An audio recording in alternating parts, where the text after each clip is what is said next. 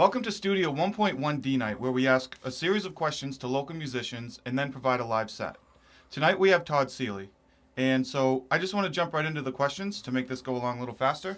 And hey, Todd, how are you? I'm good, man. I'm good. Good to have you in here. Thanks. Right on. Question 1. When did you pick up your first guitar, and when did you start singing? I picked up my first guitar when I was 17. I found this old nylon string classical guitar in my mom's closet and started playing it and basically just put on records and started figuring out how to play it. So that's when I got my first guitar. I first started singing long before that. I come actually from a very musical family.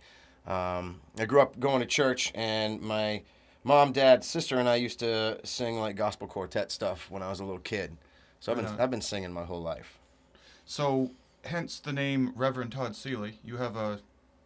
I have a degree in theology. Oh, no so shit. that's where I got the nickname. Where'd you go? I went to Lewis and Clark College in Oregon.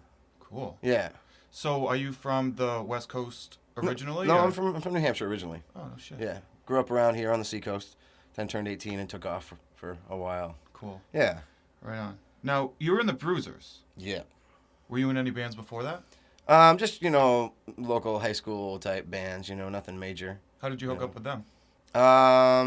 Interestingly enough, I was dating Al Barr's sister at the time, the singer of the Bruisers, and they were looking for a bass player. And he asked me if I could play bass, and I said, well, I can play guitar, so I'm sure I can play bass. Right on. So that's how I started off playing for the Bruisers, and then I ended up playing guitar for them after a while. So did you take any lessons or anything like that? You just Nope. sort of like picked up the guitar Yep. through your ear, and then all of a sudden you're in a band that's essentially touring Europe. Right. How long was that tour, and how did you get from place to place? How were you guys received over there? How did the tour get started? How was it booked? The tour got well. I toured Europe with the Bruisers twice. The first tour got started. We basically had a deal with a record label in Germany called Lost and Found Records, Cool.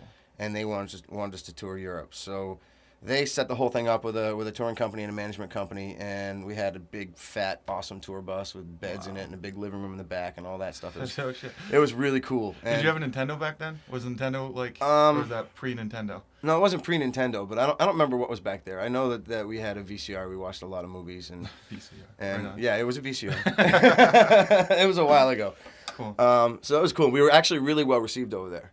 I'm sure. We sold a lot of merch. It was really cool to be playing in Germany or England, or France, and all these kids are just crowding the stage and know all the words to the songs and stuff like that. It was very cool.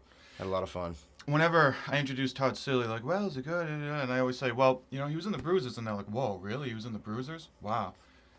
I guess that's quite an accomplishment. Well, so it was congratulations. Thanks. It was a good time. I wouldn't trade that experience for the world, and I love those guys. It was great. Is that band still together, or how did No. they dissolve? Or? They are not together anymore. Basically, shortly after I left the band to I decided that I wanted to do other stuff and kind of move out of the area and go down south.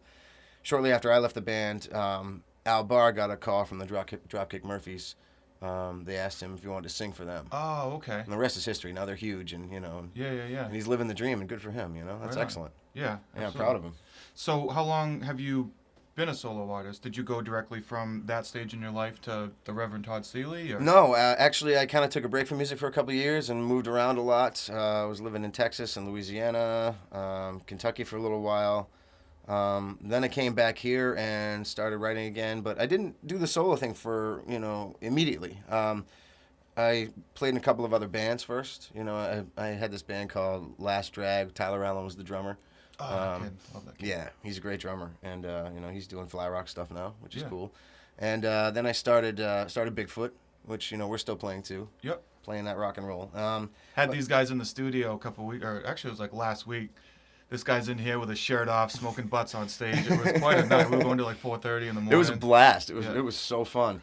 So I'm still doing that. But as far as the solo stuff, I've been writing, and playing acoustic for, a while now. But pretty much just around the house, and would, do it at parties and whatnot. And then I decided that, maybe I'll kind of make a go of it.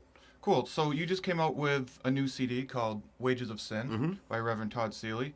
How long have you had that set of songs? Some of them are fairly old. Some of them are a couple of years, 3 or 4 years old. Some of them I wrote just for the record. Right on. So some of them are fairly new, which is cool. And you're still writing because you have an EP out Right. coming. Yep. Or you're recording an EP right Yep. now, right? Yeah. Do you have a title for that yet? Yeah, I think I'm just going to call it 4th Street.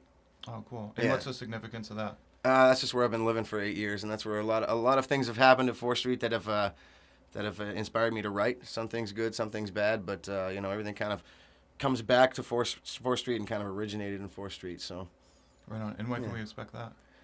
hopefully, I'm hoping by the end of the month, Because because in March I am moving to Africa. and do you plan on continuing the musical endeavors out there? Absolutely, yeah. In fact, I've already kind of connected with some musicians over there via the internet and Facebook and things like that, and I'm bringing a bunch of recording gear with me, and I bought a MacBook and Pro Tools, and I'm hoping to record some really cool stuff and write some cool stuff, and I don't know, make some new, different music, Yeah, it's going to be a hell of a time out there. It's going to be awesome. Yeah. I'm so looking forward to it. All right, right on. This is Monday Night Sessions with Reverend Todd Seely, and up next we have a live performance. What song are you going to be playing? I'm going to play For a While.